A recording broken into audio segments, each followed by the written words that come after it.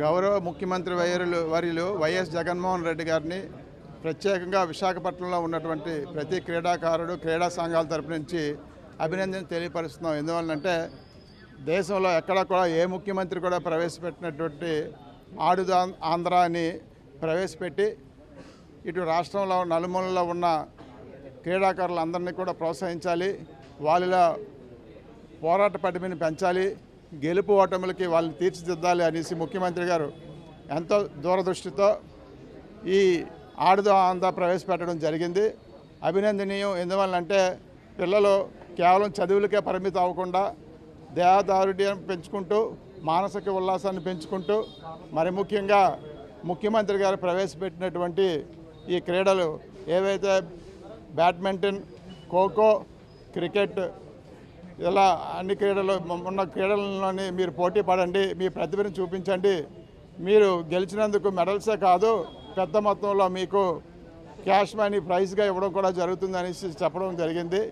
ఈ నెల 27వ తారీఖు నుంచి ఫిబ్రవరి 16వ తారీఖు వరకు సుమారు 47 రోజులు జరుపుకుంటున్నటువంటి క్రీడా సంబరాలలోని పాల్గొనేందుకు ఉత్సాహం చూపిస్తున్నటువంటి రాష్ట్ర నలుమూలన యువ క్రీడాకారులకి అందరికీ కూడా అభినందనలు తెలియపరుస్తూ ముఖ్యంగా ముఖ్యమంత్రి గారిని ఈ సందర్భంగా ఆయన పుట్టినరోజు సందర్భంగా విశాఖపట్నం క్రీడాలోకం తరపు నుంచి కోరుకోవడం జరుగుతున్నది.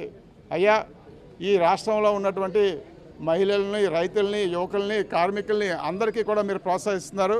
ఇప్పుడు క్రీడాకారులు కూడా మీరు ప్రోత్సహించడం మొదలుపెట్టడం జరిగింది. చాలా అభినందనీయం. మా విశాఖపట్నంకి సంబంధించినంత వరకు మిమ్మల్ని చేతులు జోడించి ప్రార్థిస్తున్నాం.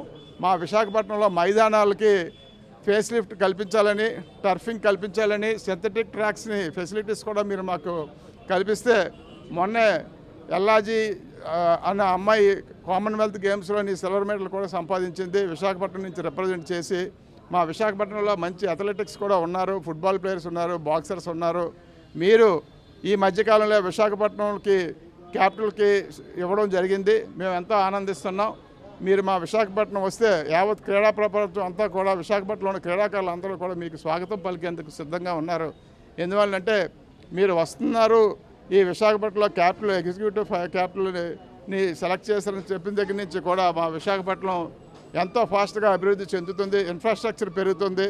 అదేవిధంగా మీరు ఈ స్పోర్ట్స్ని ఏ విధంగా టేకప్ చేశారో స్పోర్ట్స్ ఇన్ఫ్రాస్ట్రక్చర్ ముఖ్యంగా మైదానాలు, సింథటిక్ ట్రాక్స్, మరి ముఖ్యంగా ఇక్కడ విశాఖపట్నం సౌత్ కాన్స్టిట్యున్సీలో ఉన్నటువంటి పాటుపడిపోయినటువంటి ప్రియదర్శిని స్టేడియంని మళ్ళీ ఒక 200 కోట్ల 300 కోట్ల కేటాయింపు చేసి మొత్తం అక్కడ అకాడమీస్ని, boxing academy, football academy, athletic academy ఇలాంటివన్నీ కూడా ఫెసిలిటీస్ కల్పించి మళ్ళీ క్రీడా లోకాన్ని మరింతగా ప్రోత్సహిస్తారనేసి మిమ్మల్ని కోరుకుంటూ మీ పైన అపారమైన నమ్మకంతో వచ్చే 2024వ సంవత్సరం డిసెంబర్లో మళ్ళీ ఇదే పుట్టినరోజు మీ సందర్భంగా ఈ వేడుకలు మళ్ళీ మిమ్మల్ని ముఖ్యమంత్రిగా మీరు మాకు విశాఖపట్నంలోని క్యాపిటల్ సిటీలో ఉన్నప్పుడు మేము జరుపుకుంటామనేసి నమ్మకంతో సెలవు తీసుకుంటున్నాం.